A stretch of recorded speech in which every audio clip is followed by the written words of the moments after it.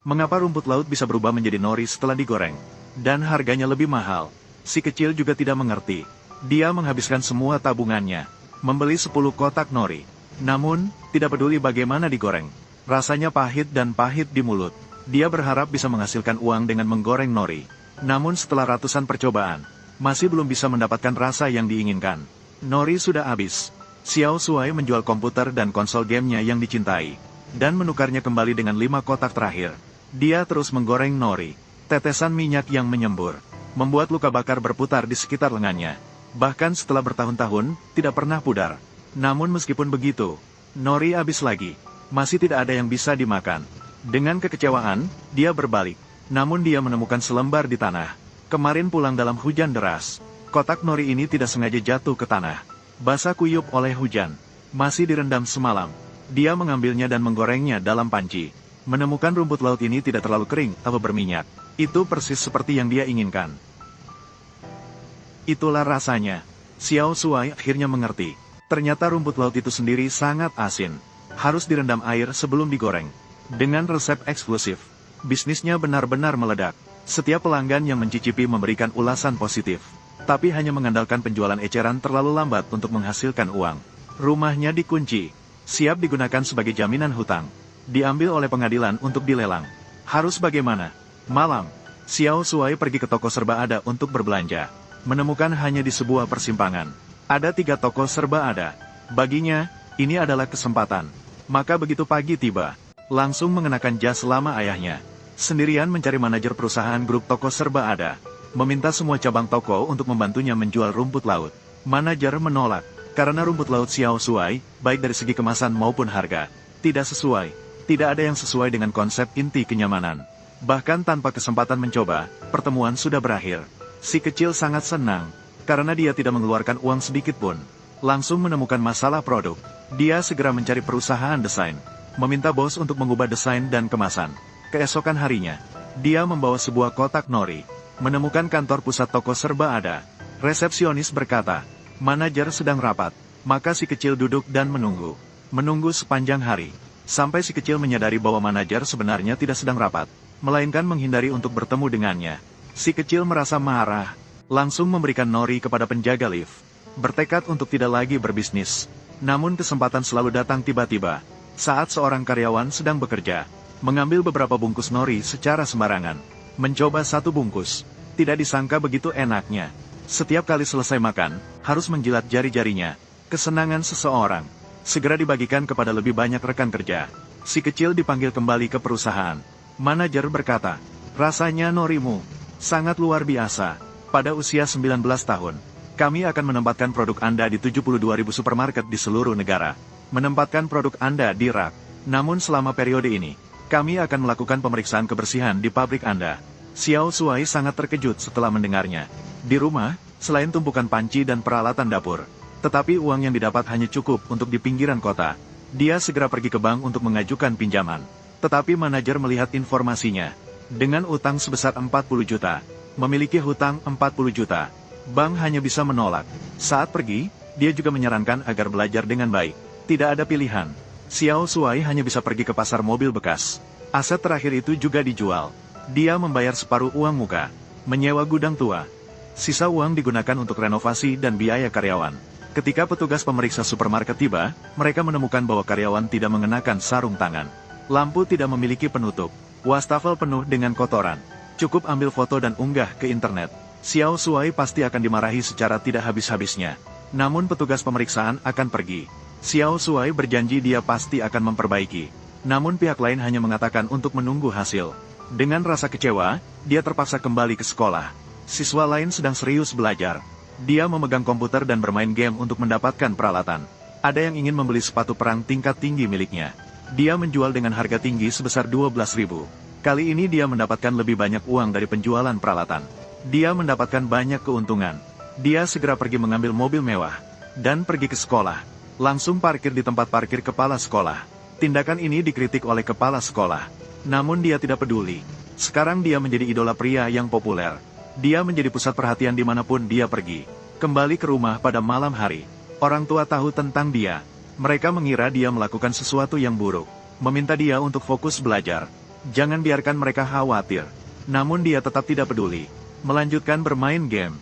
Mengumpulkan peralatan. Buku digunakan sebagai alas mouse. Dia boros dalam membeli produk elektronik. Langsung membeli jika melihat yang disukai. Pulang ke rumah.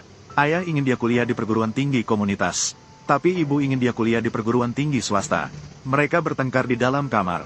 Barulah dia tahu keluarganya menghadapi krisis keuangan. Dia ingin membantu orang tuanya melunasi utang. Namun akun gamenya diblokir karena sering melakukan transaksi offline. Akunnya langsung diblokir oleh pihak berwenang. Dia melihat dengan sedih ke arah konsol game baru yang baru dibelinya. Dia membeli 500 DVD dengan harga murah. Dengan harapan menjual DVD tersebut kepada distributor. Xiao Shuai memperkenalkan kepada keluarganya bahwa dia akan menjalankan bisnis ini. Namun yang tidak disangka, DVD-DVD tersebut semuanya palsu. Sebagian besar rusak dan tidak bisa digunakan. Dia pergi ke distributor untuk mengembalikan barang. Namun distributor menolak mengembalikan barang setelah terjual. Distributor mengatakan DVD seharga 500 baht. Kami biasa menyebutnya sebagai barang tiruan. Murah bukan berarti bagus. Kamu tidak tahu. Xiao Shuai mengambil sesuatu dan memukul meja dengan keras. Tidak disangka kaca pecah. Distributor memberinya tamparan keras. Dia ketakutan dan langsung melarikan diri. Dia gagal dalam usaha kewirausahaan keduanya. Dia melihat ayahnya di jalan.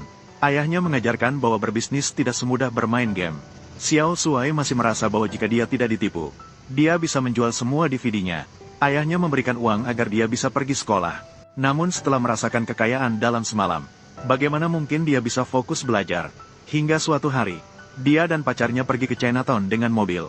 Dia menemukan peluang bisnis lagi. Pertama, dia menyadari bahwa kacang mete panggang gula di sini laku keras. Dan hanya tersedia di sini. Jika dia menjualnya di tempat lain, pasti akan mendapat untung besar. Dia pergi ke pameran pengolahan makanan. Dia tertarik pada mesin kacang mete panggang otomatis. Dia mengetahui dari penjual bahwa ini adalah mesin pertama di negara ini. Dia segera menyewanya. Dia tahu untuk bisa menjual dengan baik, kacang mete panggang harus enak. Maka dia belajar dari penjual yang sukses dan mencatat pengalaman mereka. Dia pulang dan mencoba sendiri. Belajar dari ibu-ibu ini cara menggoreng dengan batu panas. Belajar untuk menyemprotkan sirup dari seorang mentor. Dia mencicipinya. Bagus. Membeli beberapa resep dan mencoba di rumah. Memasak dan memberikan kepada keluarga untuk dicoba. Mendapat pujian yang positif dari keluarga. Sekarang sudah ada produknya. Bisa mulai berdagang sekarang. Dia menyewa sebuah lapak di pasar. Melihat sekeliling. Jumlah pengunjung terlihat bagus. Dia meminta asistennya untuk membantunya berjualan. Dia harus pergi ke kelas. Namun asisten hanya menjual 2 kotak sepanjang hari. Hanya menjual 2 kotak. Si kecil sangat terkejut. Apakah dia tidak berteriak-teriak? Asisten mengatakan bahwa dia sudah berteriak-teriak. Mungkin suaranya tidak sebagus suara orang lain. Dia merasa masalahnya ada pada metode penjualan. Dia pergi ke pasar untuk belajar teknik penjualan. Beberapa pedagang akan memberikan hadiah untuk mempromosikan pembelian. Beberapa pedagang memberikan diskon untuk barang dagangan. Dia mencatat semuanya di buku kecil. Namun yang membuatnya tersadar bukanlah itu, melainkan penggalangan dana. Mereka berdiri diam di depan pintu toilet. Orang-orang langsung menyumbangkan uang begitu keluar. Dia menyadari pentingnya lokasi yang bagus. Dia segera meminta manajer mal untuk memindahkan stand ke depan pintu. Namun sewanya lebih mahal di sana. Pengurus rumah menyuruhnya untuk bertanya kepada orang tuanya terlebih dahulu. Si kecil tidak peduli. Langsung saja dia menyewanya. Ternyata begitu lokasi diganti. Bisnisnya sangat ramai. Orang-orang antri untuk membeli. Si kecil sangat senang. Dia ingin membuka cabang lain lagi. Pengurus rumah memintanya untuk tidak terburu-buru. Ini baru awal. Si kecil menghitung. Satu toko bisa menghasilkan 4.000 dalam sehari. Dalam sebulan itu menjadi 120.000. Membuka 10 toko. Dalam sebulan itu menjadi 120 juta. Pengurus rumah merasa akan terlalu sibuk. Tapi si kecil masih memiliki visi yang besar. Dia mempekerjakan karyawan untuk membantunya. Sangat cepat. 10 cabangnya membuka di seluruh mal. Pengurus rumah melatih pegawai baru. Namun segera dia dihadapkan pada masalah baru. Asap dari memanggang kacang kastanye membuat langit-langit menjadi hitam. Jika masalah ini tidak bisa diatasi, mereka akan diusir dari pusat perbelanjaan. Si kecil mengatakan dia bisa. Dia sendiri yang akan mengecat ulang langit-langit. Namun siang hari dia mengganggu pedagang lain. Hanya bisa melukis pada malam hari. Dia berkeringat banyak. Tiba-tiba, pengelola meminta mereka pergi. Dia memohon kepada pengelola untuk memberinya waktu lagi. Namun pengelola tidak mau berkompromi. Dia memberikan uang kepada pengelola. Ternyata pihak lain sama sekali tidak tertarik. Meminta ibunya untuk mengurusnya dengan baik. Dengan marah, dia mengangkat ember dan pergi. Tiba-tiba, ibunya meminta dia pergi ke luar negeri bersama mereka. Ternyata keluarganya bangkrut. Si kecil ingin tahu berapa banyak hutang keluarganya. Namun ibunya tidak memberitahunya. Si kecil ingin tetap berbisnis di sana. Saat berangkat, ayahnya menasihatinya untuk berhenti menjual kastanye. Pulanglah dan belajar dengan baik. Si kecil mengangguk. Ayahnya pergi dengan wajah penuh kekhawatiran. Si kecil berdiri di tempat itu lama sekali. Sampai melihat pesawat terbang pergi. Barulah pikirannya kembali. Dia masih ingin mempertahankan bisnisnya. Datang pagi-pagi untuk melukis langit-langit. Namun semua sia-sia. Manajer mal ingin mengusir 10 tokonya dari mal. Si kecil gagal dalam usahanya lagi. Dia merasa sedih untuk sementara waktu. Sampai hari itu, perusahaan toko serba ada menghubunginya. Harus memeriksa pabrik lagi. Jika memungkinkan, dia bisa melanjutkan membeli nori. Setelah pemeriksaan kedua, akhirnya si kecil mendapatkan hasil pemeriksaan. Namun pada saat yang bersamaan, printer kehabisan tinta. Tinggal satu baris terakhir. Si kecil sangat gelisah. Segera bawa hasilnya ke bawah sinar matahari. Melalui sinar matahari, melihat dengan jelas dua kata terakhir itu.